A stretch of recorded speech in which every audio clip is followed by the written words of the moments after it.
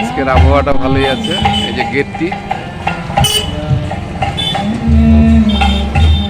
এই যে গেটের সামনে রথযাত্রা মহোৎসব 7ই জুলাই 2024 রবিবার বেলা 2 ঘটিকায় শুরু হয়েছিল উল্টো রথ। 15ই জুলাই 2024 সোমবার 9 দিন ব্যাপী যে মহোৎসব চলছে। এই যে প্রভুপাদ প্রথম বর্ষ, এই যে বিভিন্ন অনুষ্ঠান সূচি এখানে প্রত্যেক দিনকার।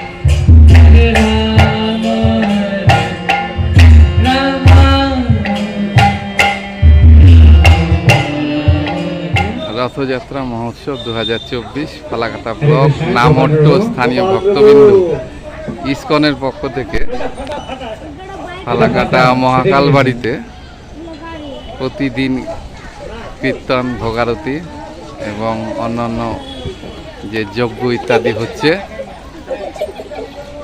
ইসকনের লোকজন যদি সেটার দিন নিতে লাগে ওখানে আছে। ঠিক না দেখবে কি অবস্থা হবে। হরে কৃষ্ণ। হরে কৃষ্ণ। আমাদের কিছু এখানে ভোগ লাগানো শুরু করছি। আপনারা ভগবানের সাথে এসেছি, আমি এসেছি, এই যে যোগ্যানুষ্ঠান হয়েছে। হরে কৃষ্ণ, হরি বল। 15 মিনিটে ভোগ আরতি হতে চলেছে। বসবার জায়গা করা হয়েছে, প্রচুর চেয়ারের ব্যবস্থা। আপনারা দয়া করে মন্দিরের এরকম এই ইসকনের রথ এটা জন্য পাচ্ছে। আদারওয়াইজ কীর্তন কালকে এই অনুষ্ঠানের পরিসমাপ্তি ঘটবে, উল্টো রথ হবে। হরে কৃষ্ণ। আচ্ছা, কালকের কর্মসূচিটা একটু বলবেন। হরি বল।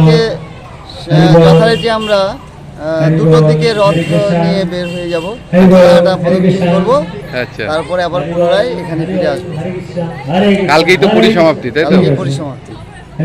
তো হঠাৎ করে ফালাকাটা এই উদ্যোগটা নেওয়া হলো কেন?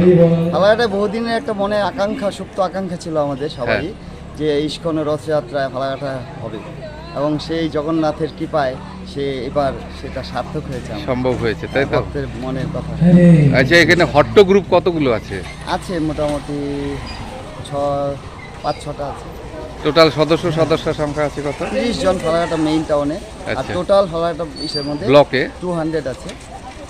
আর এখানের যে অর্থনৈতিক যে সোর্সটা কোথা থেকে এসছে এটা? এটা ভক্তবৃন্দের দাঁড়ে দাঁড়িয়ে ঘরে ঘরে গিয়ে আমরা ভিক্ষা করেছি জগন্নাথের এই অনুষ্ঠানের জন্য, এই 9 দিনের পরিষেবার জন্য। প্রত্যেকে স্বতঃস্ফূর্তভাবে আমাদের সেই সাহায্য করেছে, যার ফলে এই সুন্দর অনুষ্ঠানটা সম্পন্ন হয়েছে। তাহলে অনুষ্ঠানটি সার্থক তো? হ্যাঁ, সার্থক। ইসকনের বাইরেও এসেছিল হ্যাঁ, লোকজন এখানে? হ্যাঁ, বাইরে এসেছিল। ইসকন মায়াপুর থেকে এসেছিল, আলিপুরদুয়ার থেকে এসেছিল, জটেশ্বর থেকে এসেছিল, বারাসাত থেকে এসেছিল, বিভিন্ন জায়গা থেকে এসেছিল। আচ্ছা, আপনাদের হেডকোয়ার্টার থেকে কি এসছে এখানে? হেডকোয়ার্টার থেকে আমাদের এসেছিলেন নবদ্বীপ থেকে?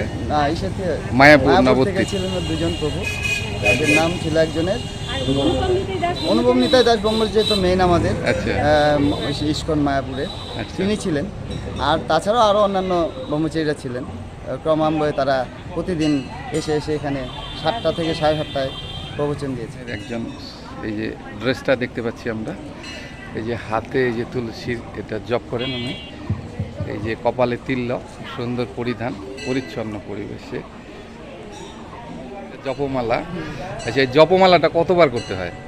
এটা প্রথম যখন শুরু হবে গুরু মহারাজরা বলেন যে অল্পের থেকে শুরু করা ভালো, হ্যাঁ। যদি তাদের কষ্ট হয়, অসুবিধা, 4 মালা, তারপর 16 মালা। 16 মালা করলে ভালো, তা আমরা চেষ্টা করি 16 মালা করার। এটা সর্বোচ্চ কত হতে পারে? 16 মালা করতে হয়, তারপর যে যত করতে পারবে করবে, তার কোনো বাধা হ্যাঁ, আছে? না, যেমন এখানে প্রোগ্রাম চলছে আমাদের 60 মালা 64 মালা হয়ে যাচ্ছে, করছি। আর এমনি প্রতিদিনের জন্য আমরা 16 মালাই করি, 16 মালাই ধার্য। আচ্ছা, এইবার এই যে ইনি আমার গুরু মহারাজ। আচ্ছা, এই যে গুরু মহারাজ, ইনি আমার গুরু এই মহারাজ। যে পাশে যে পুঁথিটা রয়েছে, এটা হচ্ছে সাক্ষী মালা। এইটার ভূমিকাটা বলেন। এটা আমরা 16 মালাটা যে নিলাম, আমি তো এক জায়গায় বসে নিতে পারি না, না। তখন আমি সংসারী মানুষ একটু করছি, আবার পরে নিচ্ছি, তখন ওই মালাটা কটা নিলাম একবার।